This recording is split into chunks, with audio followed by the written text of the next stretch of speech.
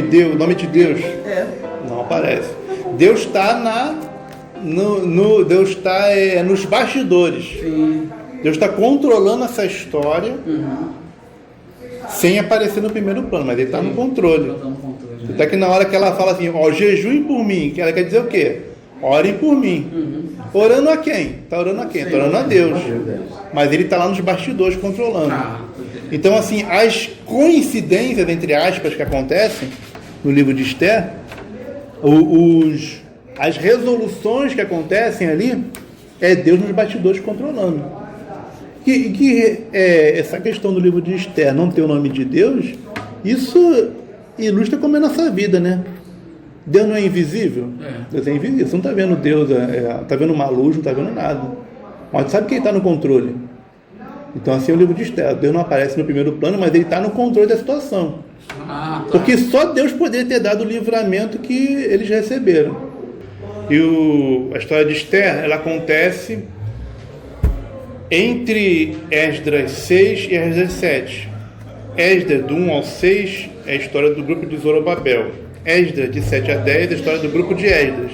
E nesse período tem um tempo aí, tem muitos anos. Nesse tempo que acontece a história do livro de Esther. Acontece lá no Império Persa, em que tem um rei chamado Assuero. E o que a gente leu, o resumo é o seguinte: ele tinha uma esposa chamada Vasti, ele fez uma grande festa. E uma hora lá da festa, ele mandou chamar a rainha para ele mostrar para todos os reinos, os outros imperadores, outros reis, quanto a esposa dele era bonita, queria mostrar ela para os outros. Aí ela se recusou a ir. Aí o rei ficou muito indignado, ficou com raiva dela ter desobedecido a ele, não só porque ele é marido, mas porque ele é rei. Você está numa sociedade de monarquia absolutista, quer dizer, o que o rei mandar tem que fazer. Não tem uma lei para o rei obedecer, que o rei tem que se curvar, o rei tem que renunciar à vontade, não. O que o rei mandar, você faz. Então, esse tipo de sociedade que existia naquela época, todo mundo é escravo do rei, o rei faz o que quiser. Então, o rei mandou e a rainha desobedeceu. Aí ele falou, o que a gente vai fazer com essa rainha aí? A Vasti, né, que desobedeceu o rei. Aí eles aconselharam o rei, vamos despedir ela, não vai ser mais rainha. Então, ele se divorciou dela e mandou mandou trazerem milhares de moças do império todo para ele escolher uma nova rainha, para passar um dia com ele e escolher uma nova rainha. E aí morava então no Império Persa, no reino, lá na Pérsia, Esther e o seu tio, eu acho que é tio, depois parece que é primo, depois tem que ver exatamente, Mardoqueu, que os pais de Esther morreram, Esther era órfã, quem criou ela foi o seu tio Mardoqueu. Mardoqueu é o tio dela. E os judeus, os israelitas, estão espalhados por todas as nações. Depois que Babilônia destruiu Israel, ela espalhou o povo por várias nações. Pela Babilônia, pela Pérsia, vários lugares do mundo. E naquela época o Império Persa dominava o mundo todo. Então onde tinha o Império Persa, tinha também o povo de Israel ali espalhado. Tá? Mas Esther e Mardoqueu moravam lá no capital do Império Persa. O que aconteceu então? Então Esther era nova, né? Era solteira, então acabou sendo levada também. Inclusive o texto não disse se é uma coisa que eles gostaram ou não gostaram, porque é ordem do rei. Vai que você fala assim, não vai levar ela não. Pronto. Não pode desobedecer o rei. Ali é ditadura, ali o rei mandou, tem que fazer, entendeu? Então foi levada lá para a corte. Só que aí o tio dela falou o seguinte, você não conta para ninguém que você é israelita. Não conta de onde você é, de qual povo você é. E aí aconteceu que ela foi escolhida. Esther foi escolhida como uma nova rainha. Então, aconteceu isso, né? Ela, sem contar para ninguém de qual povo ela foi escolhida como nova rainha. No meio, enquanto isso está acontecendo, aconteceu o seguinte, o Mardoqueu, o tio dela, ele trabalhava lá no palácio. E ele ouviu 2 funcionários conversando que queriam matar o rei. Ele ouviu isso. Ele foi e denunciou, e aí prenderam esses 2 funcionários. Aí ficou por isso mesmo, né? Mas ele fez a parte dele. Ele ouviu o complô para matar o rei, denunciou, prenderam as pessoas que queriam matar o rei. Então, aconteceu isso. E nesse palácio tinha um príncipe lá, tinha uma pessoa importante chamado Amã. E esse Amã, ele ele foi exaltado pelo rei em segundo lugar. Ele foi promovido a ser a segunda pessoa mais importante do reino. E quando isso aconteceu, ele começou a exigir que as pessoas se curvassem diante dele. Quando ele passar, todo mundo tem que se ajoelhar diante de mim, porque eu sou o segundo aqui. Então esse Amã começou a ordenar que as pessoas se curvassem. Só que o Mardoqueu não se curvou, não se ajoelhou diante de Amã. Às vezes, a gente acredita que tem a ver com a convicção dele, né? A gente só adora a Deus. Mas aí, quando aconteceu de um episódio lá que a Amã tá passando, todo mundo se ajoelha e só Mardoqueu não se ajoelha, aí a Amã ficou com raiva dele. Ficou com raiva desse Mardoqueu. Mas aí o que aconteceu? Não é só Mardoqueu, né? Porque de onde esse cara é? De onde esse Mardoqueu é? Aí descobriram que ele era judeu e que ele era israelita. Então esse Amã, a raiva dele não foi só de Mardoqueu, foi a raiva de toda a raça de Mardoqueu.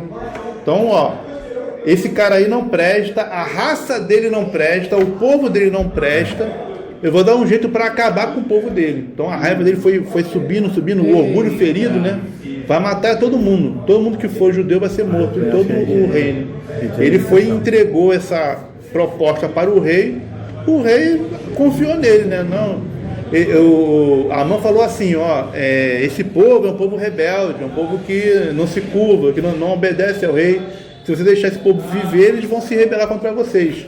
Então ele difamou os israelitas diante do rei Assuero, e o rei Assuero aceitou a difamação e assinou lá o decreto, carimbou com o anel dele, de que no dia tal, daqui a um ano, todos os judeus vão ser mortos, vão matar todos os judeus, porque esse povo não presta. Isso tudo, né, instigado por Amã, que criou esse decreto aí pela raiva dele de Mardoqueu. Lá na casa dele ele planejou, e não só isso, vamos logo enforcar esse Mardoqueu, que ele é rebelde e não se curva diante de mim. Então ele preparou a forca para mandar enforcar Mardoqueu.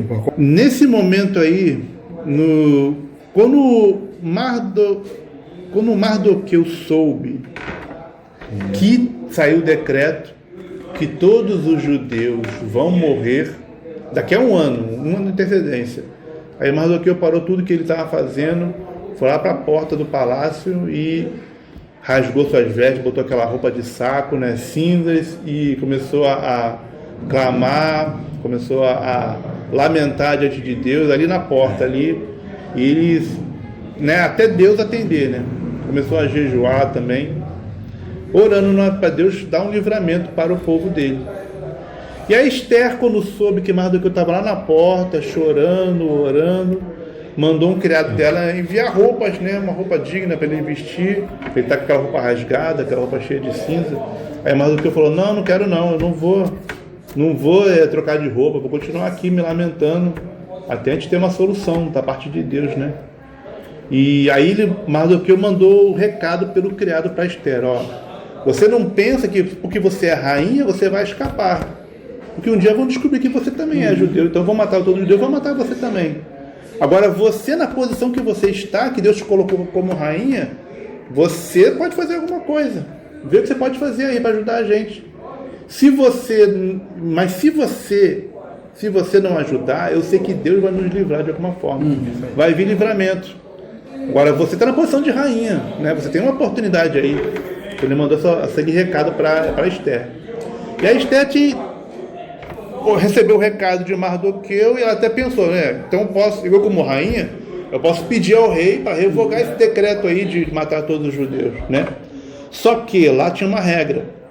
Você não pode entrar na sala do trono sem ser convidado. Vai que é um espião lá querendo matar o rei. Não pode entrar de qualquer jeito. Só pode entrar se o rei chamar. E a Esther avisou lá para Mardoqueu o seguinte, mas eu estou muito tempo sem ser chamada. Vários dias que o rei não me chama. O rei está lá concentrado nos negócios dele, não me chama. E se eu entrar sem ser chamada, os guardas lá podem me matar. Só está invadindo aqui a sala, quem mandou você entrar aqui? Né? A única maneira é eu entrar e o rei ter misericórdia de mim e apontar para mim o seu cetro. Se o rei apontar para mim o seu cetro, aí os soldados não matam a pessoa. Que esse cetro do rei apontado para a pessoa é um sinal de misericórdia. Mas aí, se o rei não me chama, eu vou ter que entrar lá sem ele me chamar. Então vocês jejuem por mim, orem por mim, e eu e as minhas empregadas também vamos estar jejuando até o dia que eu vou fazer isso. Então 3 dias orando, 3 dias jejuando, para Esther se preparar para esse momento arriscado. Esther ainda falou assim, ó, se eu perecer, pereci, se eu morrer, morri, né? Vamos ver o que vai dar. Então 3 dias eles estão orando, jejuando, e Esther vai lá e invade a sala, que o rei não chamou ela. E se o rei não revogar o decreto, vai matar todos os judeus, vai matar o tio dela, né? Conforme estava planejado pelo Amã.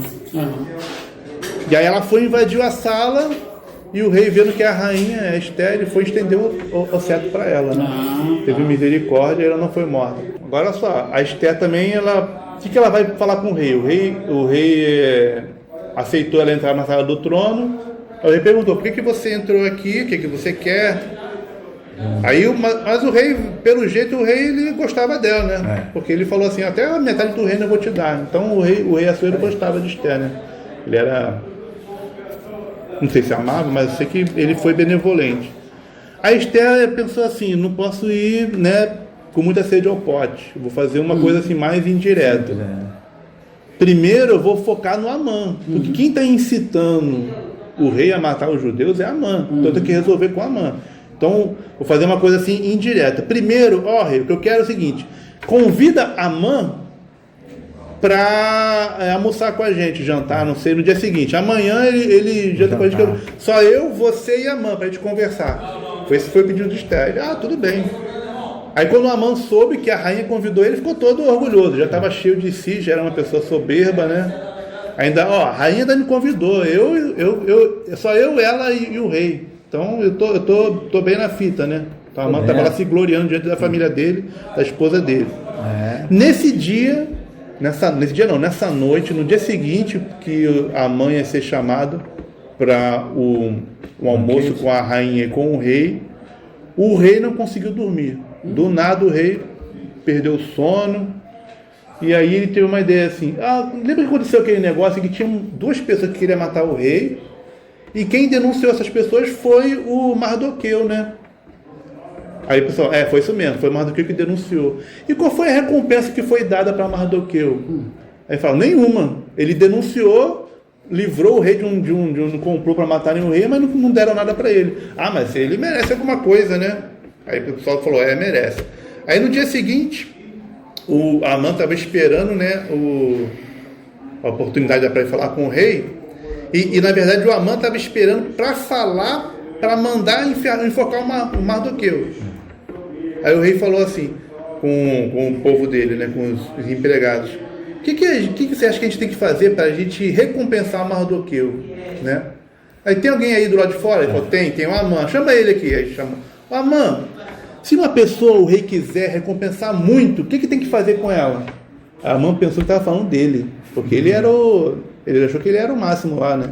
Ele estava cheio de honra, até a rainha convidou ele para um almoço lá com o rei. Então a Amã pensou que ia falar dele. Eu quero o seguinte, pensando que ia ser para ele, né, a recompensa. Eu quero que coloque ele numa roupa do rei nele, coloque ele no cavalo do rei, ande por toda a cidade e todo mundo diante dele fique se ajoelhando diante dele e quem leve o cavalo vai dizer assim, assim se faz com quem o rei quer honrar. Assim se faz com quem o rei quer honrar. Aí o rei falou, boa ideia, então você, Amã, faz isso com o Mardoqueu. O Mardoqueu que ele queria matar, você que vai ter que honrar. Então o Amã foi lá, pegou o Mardoqueu, botou a roupa do rei, botou o Mardoqueu no cavalo do rei e saiu levando o cavalo e dizendo, assim se faz a quem o rei quer honrar, assim se faz o rei quer honrar. E todo mundo ajoelhando dentro do Mardoqueu e tal. E aí acabou esse desfile pela cidade, o Amã foi para casa cheio de vergonha, né? Aí chamaram o Amã, a rainha chamou você pro jantar lá, vai lá. Tá, então vou. Mas ele já viu que já era, né? Na hora que ele ia pedir pro rei enforcar Amã, o rei mandou ele honrar. Não, na hora que ele ia pedir, desculpa, é o contrário. Na hora que Amã ia pedir pro rei enforcar Mardoqueu, o rei mandou ele honrar o Mardoqueu. Ele foi lá pro almoço entre ele e a rainha, Amã, o rei e a Esther. E a Esther falou o seguinte, o rei, tem mais um pedido para fazer. Aí pode fazer, o que você pedir eu faço. Eu quero que você salve a mim e o meu povo, porque eu sou desse povo que você mandou matar. Daqui a 1 ano vocês vão matar esse povo todo, mas eu faço parte desse povo. Então, o que eu quero é que você salve a gente, que a gente não morra. Aí o rei falou, é mesmo, né? Mas quem é que está contra vocês? O Amã, foi o Amã que deu essa ideia de você matar o povo todo.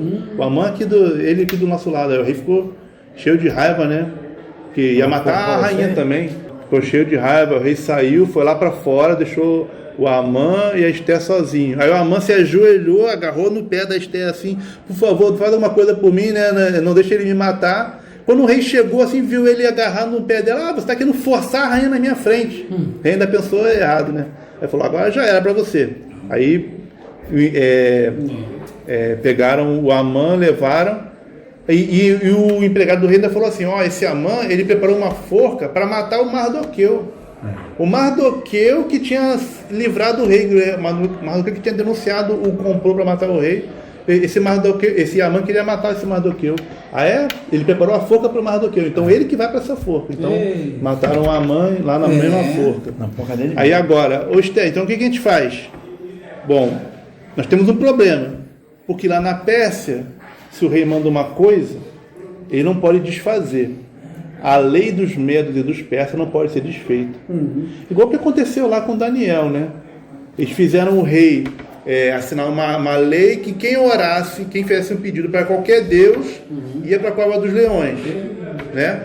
Aí o rei assinou e depois descobriram que depois eles pegaram Daniel orando.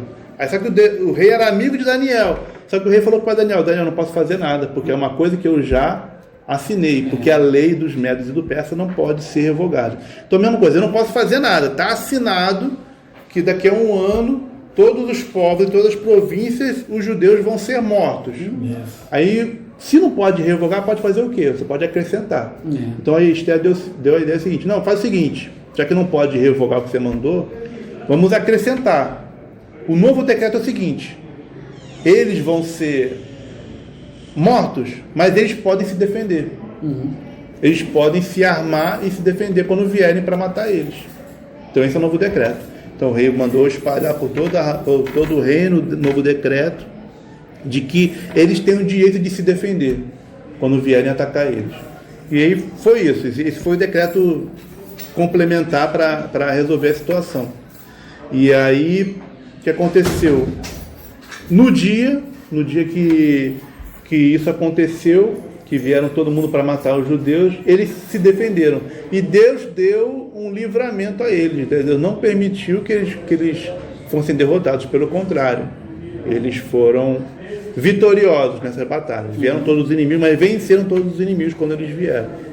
E aí o Mardoqueu e Esther, agora Mardoqueu já está numa posição de honra ali, eles criaram um dia por ano para celebrar esse momento, que vai se tornar a festa do Purim.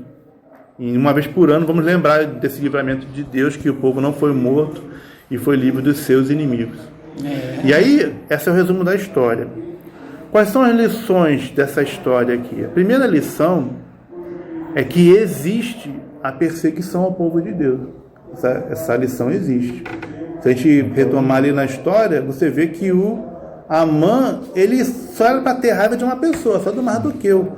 Mas quando ele soube que Mardoqueu era judeu, ele ficou com raiva de todos os judeus. Então deu uma coisa nele assim, ele não vai matar todos os judeus, não só Mardoqueu, todo mundo vai matar. Então isso é uma coisa assim que não vem muito da pessoa, né? Tem uma coisa por trás aí. Quem quer destruir o povo de Deus? Quem quer matar o povo de Deus? O inimigo, né? O inimigo, né? E é tal a diferença de valores, de pensamento entre o povo de Deus e o povo do mundo, que essa diferença pode se tornar numa hostilidade, do mundo ter raiva do povo de Deus e querer perseguir o povo de Deus. Isso aí, desde a criação do mundo, desde que Caim deu uma oferta para Deus, Deus não aceitou a oferta de Caim, e Abel deu a oferta, Deus aceitou a oferta de Abel, que Caim ficou com raiva de Abel, desde aquele momento ali que o povo que não é fiel a Deus tem raiva do povo que é fiel a Deus. Isso acontece desde aquela época lá. E até Jesus voltar vai acontecer. E a Bíblia ela nos relata essa realidade. E existe perseguição dentro da igreja. Existe também. Porque quando é a manipulação da igreja, quando a igreja se desvia do evangelho, Quando alguém se levanta lá criticando, Sim. ele é perseguido. Então, na igreja isso aí. também. E lá em Israel também tinha isso aí. Quando o rei se desviava do caminho, quando ele se tornava idólatra, quando o sacerdote se desviava, Deus levantava o profeta e o profeta lá denunciava. Que nem a gente leu, a gente estudou Oséias, Joel, Amós. Os profetas, eles foram perseguidos por isso, né? Inclusive tem a passagem lá do Amós 7, que Amós chega lá para denunciar toda a idolatria. Vem um profeta de lá, profeta do rei, o Amazias, e diz: vai embora daqui, Amós, você não tem nada, você não tem jeito de falar com a gente, não. Quer dizer, dentro da instituição religiosa, pode existir uma pessoa que está lá desviando o caminho, e quando alguém sincero diante de Deus fala a verdade, essa pessoa que desvia vai perseguir ele. Porque quem que perseguiu Jesus? Foi a pessoa do mundo ou foi a pessoa de Israel? Foi o povo de Israel, sacerdotes, os escribas, fariseus. Eles eram líderes, eles que tinham que estar apoiando Jesus, eles que perseguiram Jesus e fizeram a história lá para Jesus morrer. A Bíblia prevê que vai acontecer perseguição. O livro de Esther é uma narrativa de uma perseguição que aconteceu e que o povo de Deus tem que ter coragem nesse momento. Primeira coragem que apareceu é a coragem de Mardoqueu lá. Todo mundo mandando se ajoelhar diante do cara lá do Amã. Ele falou: não vou me ajoelhar, eu só adoro a Deus. Que nem a coragem que teve lá, um outro episódio anterior, lá na Babilônia, dos amigos de Daniel, né? Sadraque, Mesaque e Abednego. O rei fez uma estátua, todo mundo vai se ajoelhar na estátua. Quem não se ajoelhar, morre. Vai para a fornalha lá, vai para a fornalha de fogo. Aí os três dizem: não vamos nos ajoelhar. E também com o próprio Daniel, teve uma ordem: ninguém pode orar a Deus, vai ficar um mês sem ninguém orar. Ele falou: não, vou continuar orando. Eu oro desde que eu sou novo, eu oro 3 vezes por dia. Vou continuar orando. Então Daniel continuou orando e foi para a cova dos leões por causa disso. E Mardoqueu correu o risco de ser enforcado porque ele simplesmente não se ajoelhou diante do cara lá. E aí a coragem de Esther que a gente leu. A Esther também correu o risco de vida. Eu vou invadir a sala do trono para falar para o rei para poder livrar o meu tio e o meu povo. Ela correu o risco de vida ali, teve coragem. E a lição que a gente vai tirar então, se é uma história de perseguição, é a lição que nós devemos tirar para a nossa vida, das atitudes que nós devemos ter durante uma perseguição, se ela acontecer. Então essa eu acho que é a principal lição que a gente tira do livro de Esther. Lá em Provérbios 29, versículo 27. Isso aqui é um dos motivos das perseguições poderem acontecer, né? Abominação é para o justo o homem iníquo, mas a abominação é para o iníquo o de retos caminhos. Quer dizer o que é isso? Porque se tiver pessoas convivendo com valores totalmente diferentes, quando esses valores se chocarem, pode haver uma indisposição, né? Assim como nós ficamos incomodados com a maldade dos ímpios, os ímpios podem ficar incomodados com a nossa bondade. Como Jesus falou lá no Sermão da Montanha: bem-aventurados os perseguidos por causa da justiça. Então, se você fizer tudo certo, você for honesto em tudo, aí você pensar assim: bom, como eu estou fazendo tudo certo, ninguém vai pensar mal de mim, é lei do engano, né? Não é porque você está fazendo tudo certo que isso garante que ninguém vai ser contra você. Porque as pessoas que querem viver no erro são prejudicadas por aqueles que querem viver no acerto. Por exemplo, está um ambiente de trabalho aqui. Aí então todo mundo está no mesmo nível, na mesma tarefa ali, vários colegas ali de trabalho. Aí tem um lá que é todo esforçado, quer fazer tudo certinho, vou, eu faço o máximo, e os outros lá querem que abaixe o ritmo para ficar no ritmo deles. Aí eles começam a ficar incomodados com aquele que é esforçado, que você está querendo ser melhor do que a gente, está se sobressaindo, porque depois o patrão vai cobrar da gente ser igual a você. Então abaixa a bola aí, faz menos um pouquinho. Então quem quer, né? Quem quer ser pelo menos, quem quer ser por baixo, se incomoda com quem quer ser pelo alto. Quem quer se nivelar por cima, incomoda aqueles que querem nivelar por baixo. Então, neste mundo, como é um mundo caído, corrompido, em que essa corrupção passa para os seres humanos, para a cultura dos seres humanos, o próprio fato de você fazer o bem pode incomodar as pessoas que vivem no mal. Certo? Agora a pergunta, isso, a perseguição, a gente até comentou na outra aula, essa perseguição só acontece do mundo para os crentes? Ou pode acontecer entre os crentes também? Pode acontecer entre os crentes. Abre lá em Mateus 23, 34. Eu vos envio profetas, sábios e escribas. A uns deles matareis e crucificareis, e a outros deles açoitareis nas vossas sinagogas. O que é sinagoga? Igreja. Sinagoga era a igreja daquela época. Então, olha só, aqui as pessoas estão sendo mortas, crucificadas, açoitadas, perseguidas, rejeitadas. Aonde? Nas próprias igrejas. Na própria igreja lá de Israel, que se chamava sinagoga. E os perseguireis de cidade em cidade. Então, não é porque a pessoa diz que crê em Deus, que ela não pode perseguir o outro que também crê em Deus. Porque às vezes no caso de Jesus foi o quê? Que narra o Evangelho? Foi ciúme, né? Foi inveja. Que os líderes lá queriam que o foco estivesse neles. Aí Jesus começava a pregar, as pessoas indo atrás de Jesus, e eles ficaram com inveja das multidões e irem atrás de Jesus. Não, mas eles queriam que estar no protagonismo, né? Eles queriam ser que todo mundo fosse até eles se consultar sobre Deus. Mas as pessoas estavam indo atrás de Jesus, um andarilho, para que eles não reconheceram Jesus, né? Sobre Jesus estava profetizado tudo sobre o que Jesus seria, mas eles não reconheceram, né? E aí eles perseguiram, eles que entregaram Jesus para ser morto, e depois que Jesus morreu e ressuscitou, eles também perseguiram os apóstolos, também perseguiram a igreja. Mas eles estavam lá, toda a reunião da sinagoga lá, louvando a Deus, dizendo que amava a Deus, que seguia a Deus. Mas as pessoas que Deus enviou, eles não reconheceram. Então, só para a gente estar atento ao seguinte, que essa questão de ser perseguido não é só o mundo perseguir a igreja, não é só o incrédulo perseguir a igreja, não é só a pessoa de outra religião perseguir a igreja. Também dentro da igreja pode acontecer uma pessoa que principalmente uma pessoa que tem um poder ali, que ele tem um líder, tem outra pessoa ali na igreja, membro, começa a se destacar e tal, o líder pode ficar com inveja dele e perseguir ele. Isso aí, infelizmente, acontece, né, pela própria maldade que ainda existe nos nossos corações. Mesmo você confessando a Cristo, você não é perfeito, certo? Você está em santificação. E nós estamos em grau diferente de santificação. Então, uma pessoa que está lá ainda muito imatura, mas ele mesmo sendo imaturo, ele se tornou um líder da igreja, ele pode ficar com inveja dos outros que demonstram ter mais conhecimento, mais espiritualidade que ele.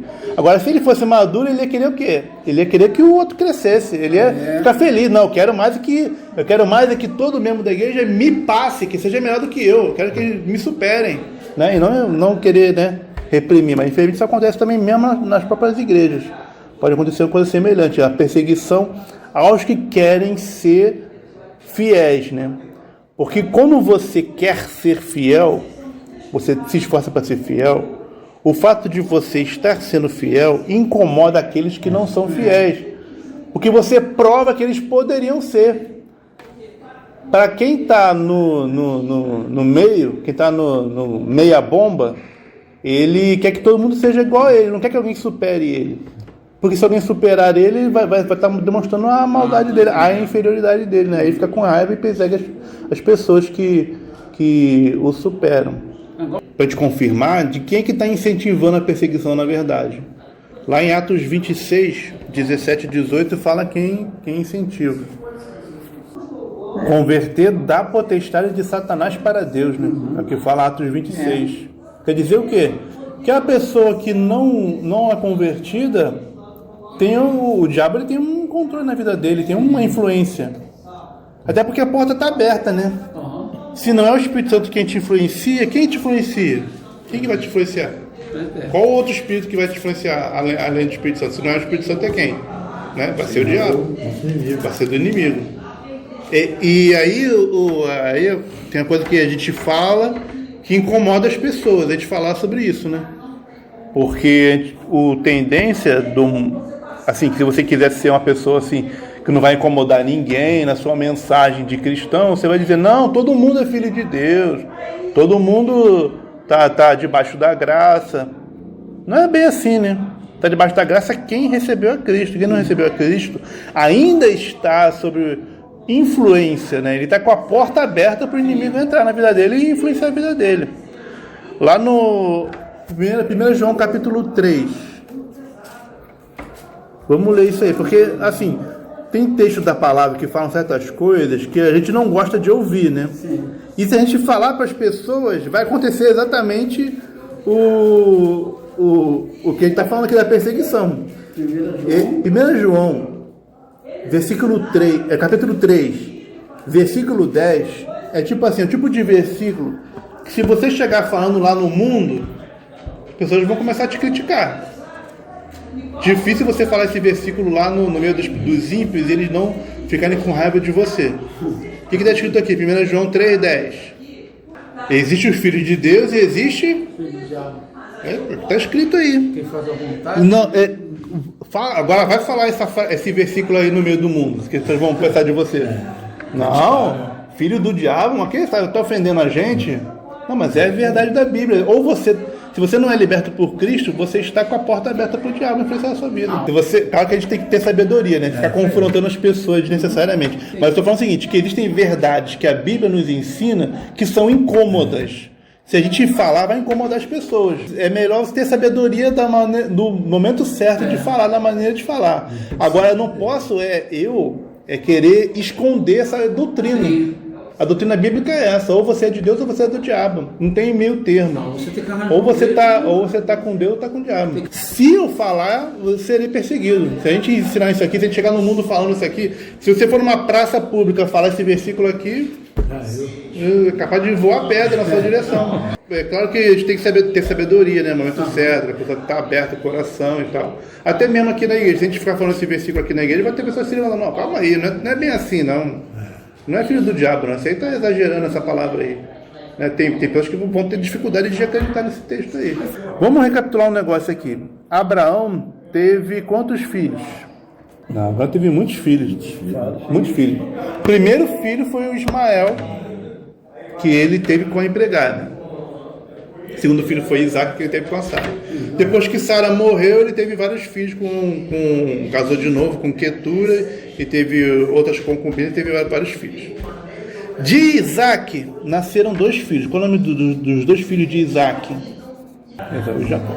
Certo? De Jacó que veio o povo de Israel. Sim ou não? Sim. E de Jacó ele teve 12 filhos, cada um dos filhos se tornou uma tribo. Certo? Embora Efraim e Manassés fosse de José. E o Esaú também gerou um povo, que foram os edomitas. Assim, a nossa questão é que como se tornaram povos diferentes, existia uma rivalidade. Então aquela rivalidade que existia entre Esaú e Jacó passou para os descendentes deles. E de Esaú não saiu somente o povo Edom, não, saiu outro povo. Porque um neto de Esaú se chamava Amaleque. Dele saiu o povo chamado Amalequitas. Esse povo aí, que veio do neto de Esaú, chamado Amalequitas, ele foi um povo que realmente odiava Israel, desejava destruir Israel.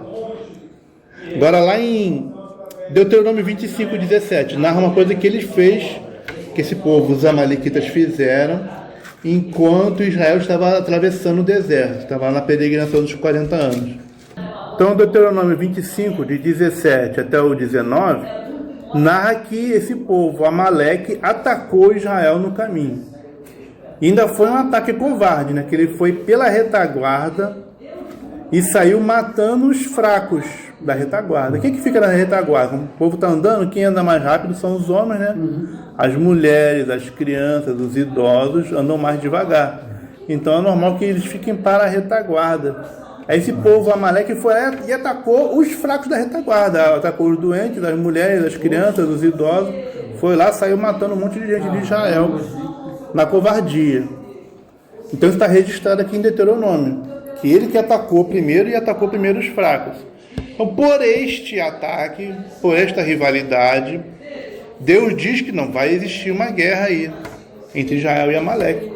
Por eles, né? Pela maldade deles, eles vão ter que sofrer um castigo por esta maldade que eles fizeram.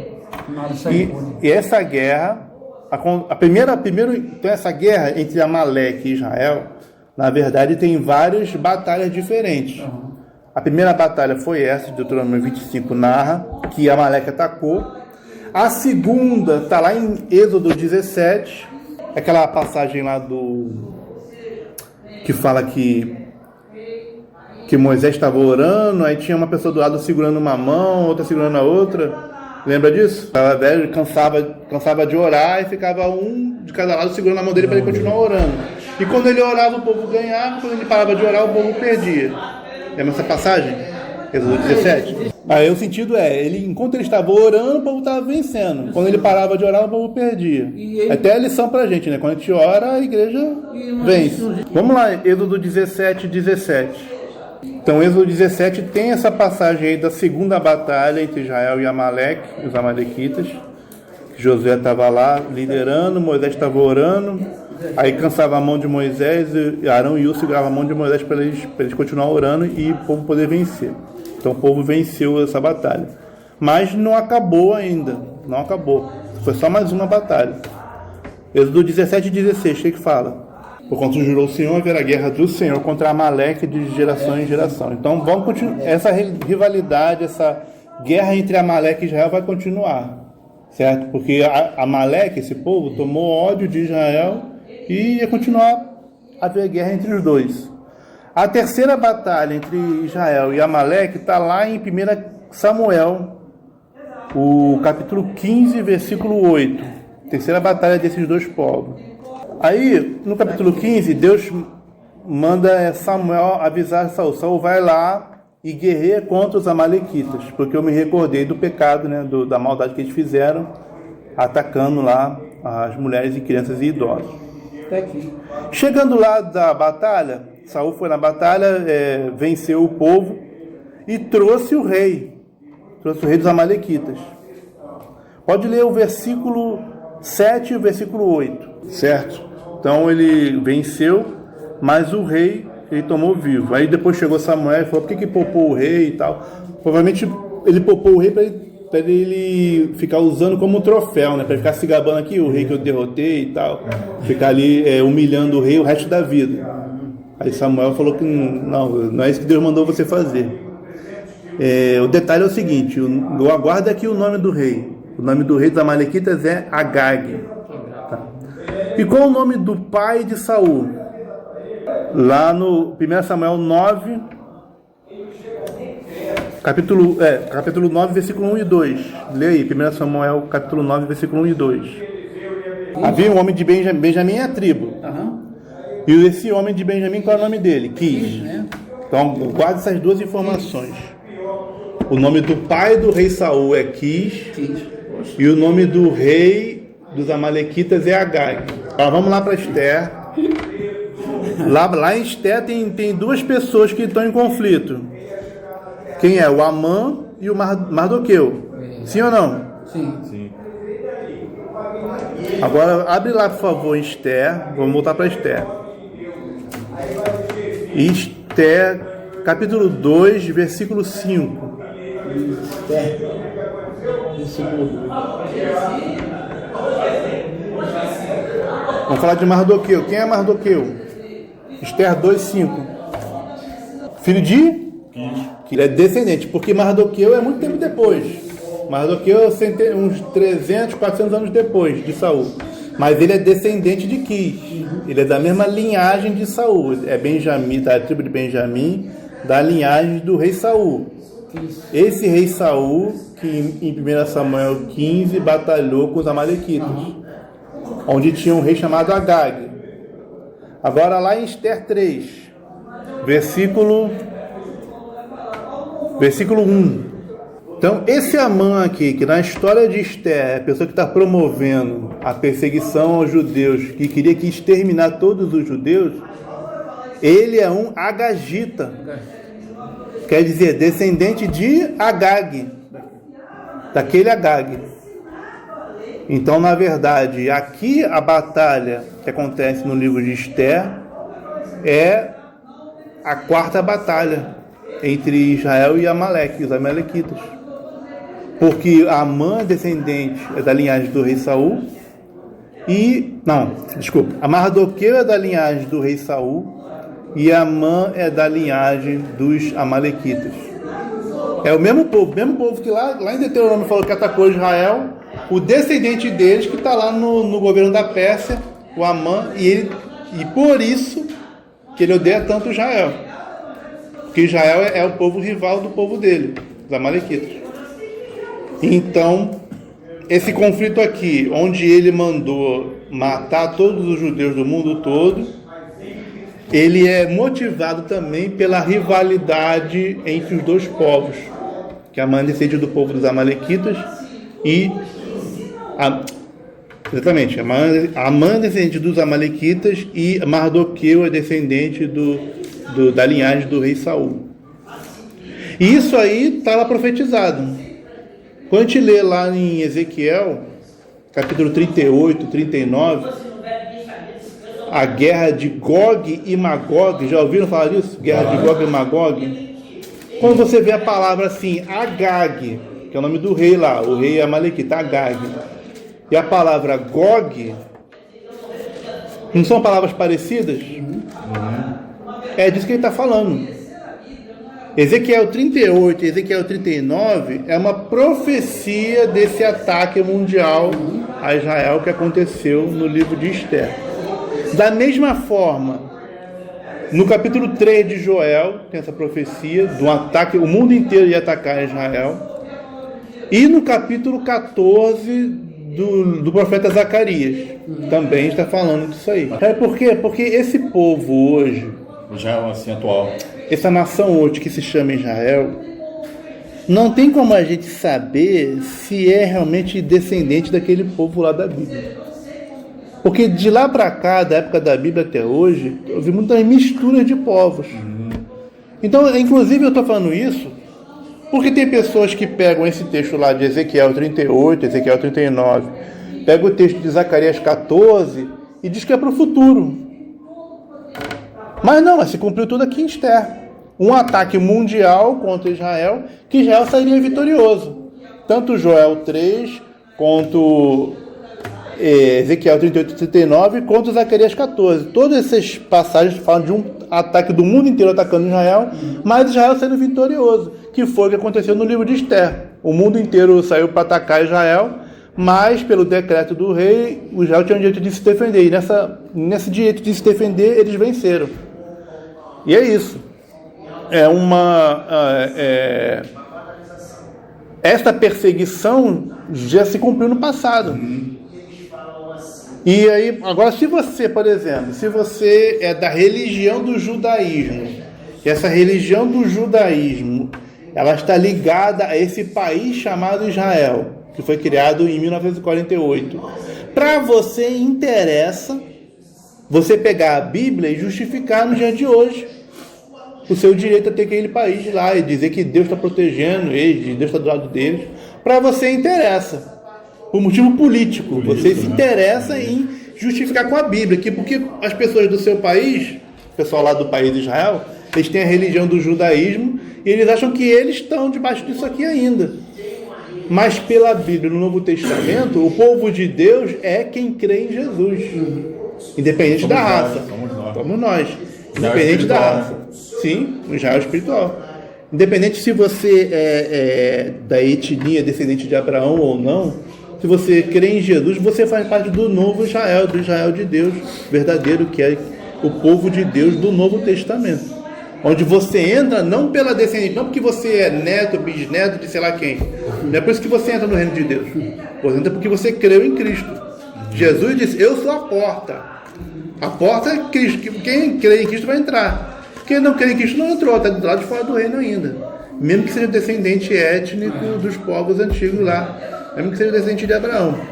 Quem está no judaísmo diz que Jesus foi um falso Messias. Justamente, o judaísmo é uma religião daqueles que não creram em Jesus.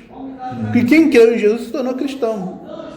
Quem é daquele povo lá da época de Israel do Novo Testamento, que é descendente de Abraão. Os que creram em Jesus se tornaram cristãos. Os que não creram criaram uma religião de salvação pelas obras chamada judaísmo. E aí o que acontece? Às vezes a gente, pelo fato de que eles usam os mesmos livros da Bíblia que a gente usa, além do Velho Testamento, às vezes a gente confunde Velho Testamento com judaísmo. Velho Testamento é uma coisa, judaísmo é outra coisa. No Velho Testamento da Bíblia, a salvação é pela graça. Você também cria no Messias, só que você cria no Messias que ainda não veio. Mas a salvação é pela graça, a salvação é pela fé, do mesmo jeito que é hoje. Só que Jesus ainda não tinha vindo. Hoje também a salvação é pela graça, mediante a fé no Jesus que já veio. Agora, judaísmo não, judaísmo é salvação pelas obras. É tipo assim, você se esforça para cumprir a lei. Se você cumprir direitinho, você está salvo. Se você desobedecer a lei, você está perdido. Salvação pelas obras.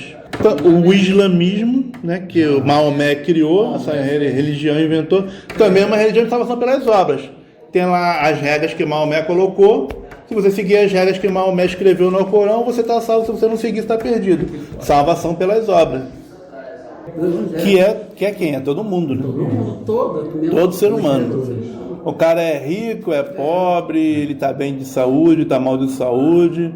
Não importa quem seja, todo mundo precisa de Cristo. Ele é dinheiro no dinheiro, feliz ou infeliz, né? Que às vezes tem uma confusão aí nessa história, né? Que a pessoa ela tá mal de vida, e aí então ela precisa de Jesus. Não, mas quem está bem de vida também precisa de Jesus. Quem está com a família normal, que não tem nenhum problema no casamento, também precisa de Jesus. Quem está feliz também precisa de Jesus. Porque Jesus é a nossa reconciliação com Deus pelos nossos pecados. Não tem nada a ver com isso de você ser pobre, ser doente ou não. Até porque lá na Bíblia lá em Lucas 16, tem a história lá do rico e do Lázaro, né? O Lázaro era um mendigo. Quem foi salvo foi o mendigo. O rico que foi para o inferno. Então como é que é esse negócio aí de dizer que o pobre é amaldiçoado, está sofrendo porque... Não. Quem foi salvo foi o mendigo. O rico que estava perdido. Então não tem nada a ver uma coisa com a outra, né? O versículo 13, capítulo 4, versículo 13 e 14. O resumo da história nós já fizemos na última aula. Mas assim, eu acho que o momento crucial da história é esse aqui, que Mardoqueu está lá na frente do palácio, está lá chorando, jejuando, roupa rasgada, cheio de cinza na cabeça, e Esther manda levar roupa para ele, né, se recompor. Ele falou, não quero essas roupas não. A gente tem que orar, tem que fazer alguma coisa. E Esther, que está lá na posição de rainha, ela tinha a oportunidade de fazer uma coisa, porque ela tinha acesso ao rei, né? Então Mardoqueu manda o recado para ela tomar uma posição ali, para ver o que ela pode fazer para os judeus não serem exterminados. Então esse aqui é o momento crucial da história, onde Mardoqueu vai fazer essa exortação a Esther. Então Esther 4, versículo 13 e 14, fala assim: então Mardoqueu mandou que respondesse a Esther: não imagines no teu íntimo que por estares na casa do rei escaparás só tu entre todos os judeus. Porque se de todo te calares neste tempo, socorro e livramento de outra parte sairá para os judeus. Mas tu e a tua casa de teu pai perecereis. E quem sabe se para tal tempo como este chegaste a este reino. Então, aqui tem coisa muito interessante nessa palavra de Mardoqueu, né? Primeira, que ele tinha fé. Eu tenho certeza que Deus vai nos dar livramento. Se não vai ser por meio de você, Esther, vai ser por meio de outra pessoa. De algum momento vai vir um livramento para a gente. E aí, de onde vem essa fé de Mardoqueu, de que Deus vai dar livramento ao povo dele? Vem de toda a história passada, né? A gente lembrar das coisas que Deus já fez na nossa vida, nos dá fé para o futuro.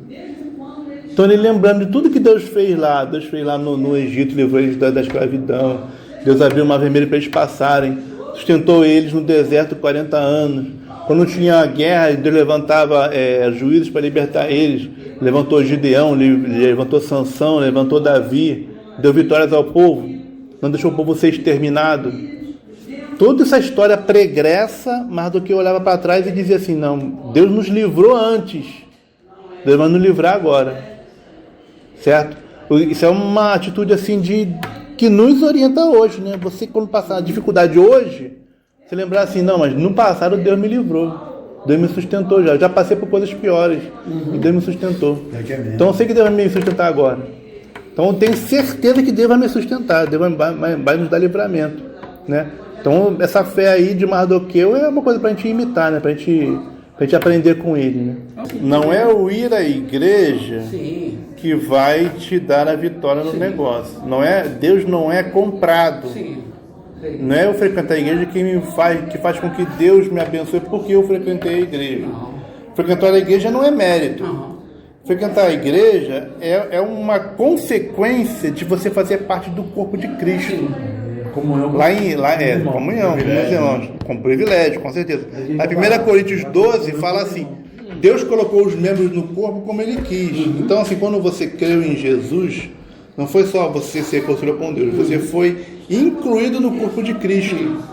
E você, como membro do corpo de Cristo, você tem uma função ali, você tem um dom para você exercer ali, você tem algo para você contribuir para o reino de Deus. E não só para você receber dos outros irmãos, você ser edificado, você aprender na sua vida, mas também para você colaborar com os trabalhos da igreja. Certo? Então, assim, ir à igreja não é para você ganhar alguma coisa. Você não vai à igreja para você receber uma bênção de Deus. Você vai à igreja como consequência de você fazer parte do povo de Deus. Então você está lá, você quer ser edificado e você quer edificar. A igreja perde um membro. Como se tivesse cortado um membro. Está faltando uma coisa lá. A igreja não está completa, né? A igreja poderia ser muito mais do que ela é, se todo mundo, né, fosse ativo nela. A orquestra não está completa, com certeza. Outra coisa aqui, que nessa passagem de Esther 4, 13 a 14, é a pergunta dele: e quem sabe se para tal tempo como este chegasse a este reino? Você lembra que a maneira que ela entrou não foi uma maneira muito santa não, né, gente? Porque a Esther entrou como rainha por meio de um concurso. E nesse concurso, as garotas eram levadas para o rei e passavam a noite com o rei. Então, a Esther provavelmente perdeu a virgindade dela dessa forma. E se ela não fosse rainha? Tinha perdido a virgindade, já era. Isso não é o propósito de Deus, né, para a nossa vida. A vida sexual não é essa, né? Pelo plano de Deus, o perfeito mesmo, o certo, era todo mundo casar virgem, só ter uma pessoa na vida toda. Isso que era o plano de Deus. Agora, nessa coisa errada, nessa coisa fora do padrão, por meio da qual ela entrou como rainha, mesmo nessa situação, Deus pode usar ela. Ela não se tornou uma pessoa maldita por causa disso. Ainda assim, ela foi um instrumento de Deus. Então, olha só. Existe o perfeito? Existe o perfeito. Existe o ideal, Deus existe. Mas as pessoas fora do ideal de Deus também podem ser usadas por Deus. Não é porque na sua vida não é perfeita, sua família não é a família ideal, que você não pode ser usado por Deus. Deus usa essa pessoa desse jeito. Ela entrou dessa forma torta, mas depois Deus usou ela ali para levar o povo dele. Como as pessoas dizem, né? Deus escreve exceto por linhas tortas. Mesmo nos pecados, mesmo nas coisas erradas, lá na frente Deus vai usar para o bem. Deus vai transformar aquele mal em um bem. Deus usou uma mula. Uma mula também. Deus usou uma mula. Aqui, lá no João 4, tem a história da mulher samaritana. Aquela mulher tinha uma vida errada. Provavelmente ela era amante de um homem casado. Mas aí no momento que ela aceita Jesus, ela foi lá pregar Jesus para os outros. E Deus não deixou de usar ela para pregar para os samaritanos, mesmo ela sendo uma amante do homem casado. Deus usou ela para evangelizar as pessoas. Então, assim, não é porque a pessoa tem pecado, que a pessoa tem uma coisa errada na vida dela, que Deus não pode usar ela. Deus usa as pessoas do jeito que elas são. Não é que Ele quer, né?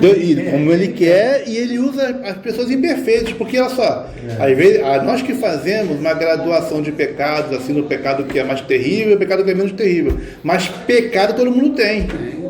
O missionário tem pecado, o pastor tem pecado, o evangelista tem pecado, o professor tem pecado.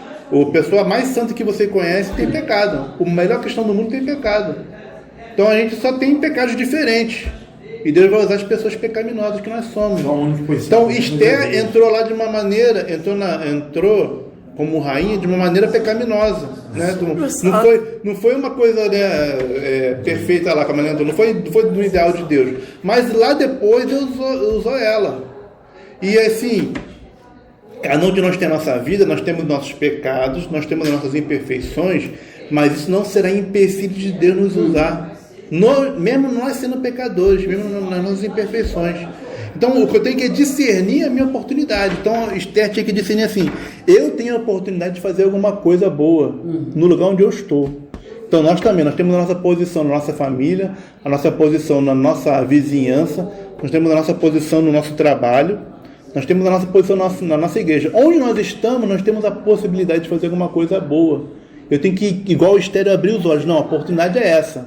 Onde aparecer a oportunidade, eu vou lá e vou. Eu vou fazer o que é certo. O que é certo é, para ela, né, interceder junto ao rei para salvar o povo. Né? E nesse caso, além disso, além de discernir a minha oportunidade de fazer o que é certo, de fazer o bem, de fazer a obra de Deus, eu tenho que também preciso da coragem, né? Essa história de Esther é uma história de coragem. Tem a coragem de Mardoqueu, não se dobrando diante de Amã. Tem a coragem de Esther invadindo lá o aposento do rei, correndo risco de morte. Né? Sabia que ela poderia ser morta se o rei não estendesse o cetro. Ela invadiu, o rei estendeu o cetro e ela fez o pedido dela para conseguir salvar o povo. E dentre as virtudes cristãs, tem que ser alistada essa também.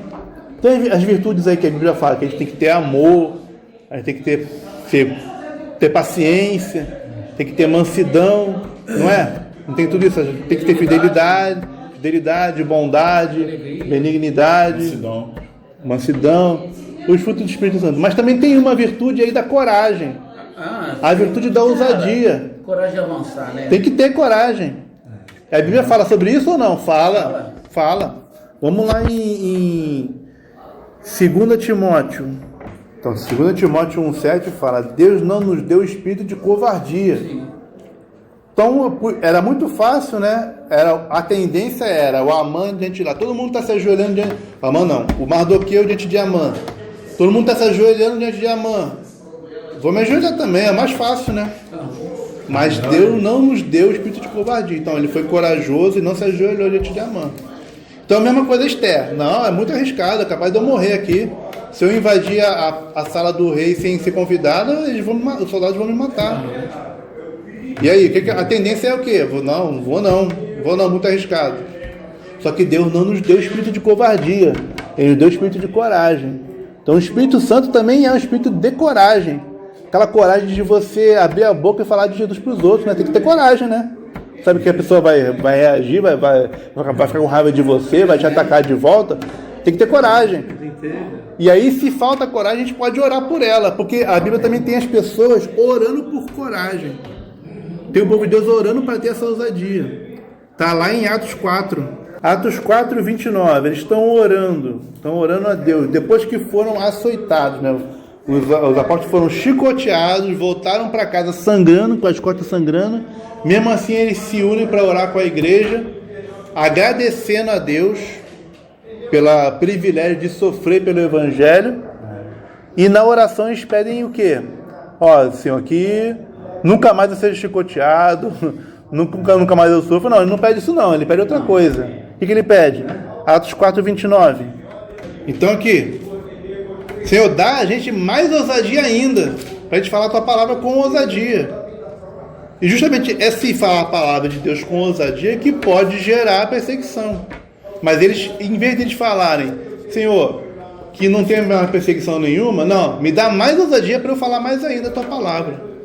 Porque essa vontade aqui, de pregar a palavra de Deus, ela vem da nossa gratidão a Cristo.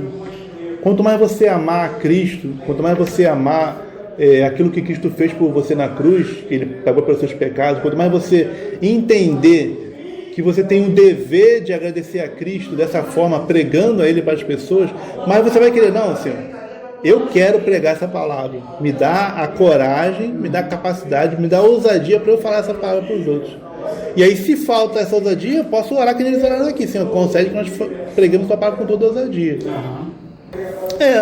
Pode ser vergonha, pode ser timidez, Trava ele. pode ser uma falta de jeito.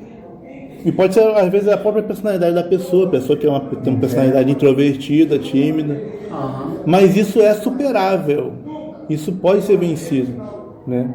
Através da oração. Através da oração. Como está aqui na oração de Atos 4:29. Que Deus, eles estavam orando pedindo ousadia para falar a palavra. E aí, se a gente orar, Deus vai... Se a gente falar sobre isso aí, Senhor, eu não sei falar. Deus vai responder igual respondeu a Moisés, né? Eu criei a tua boca. Eu que criei a tua boca. Então eu estou mandando você falar e eu vou te capacitar, porque eu criei a sua boca. Eu que criei o mudo, eu criei o homem que fala. Eu não tenho essa desculpa de Moisés falando, Senhor, eu sou pesado de boca, eu não sei falar. Não, mas eu criei a boca do homem. Então, como é que você não vai falar? Eu vou te capacitar a falar. Vamos lá, outra questão. Última questão aí do livro de Esther. Então, houve um ataque mundial contra Israel, mas Israel foi vitorioso nesse ataque.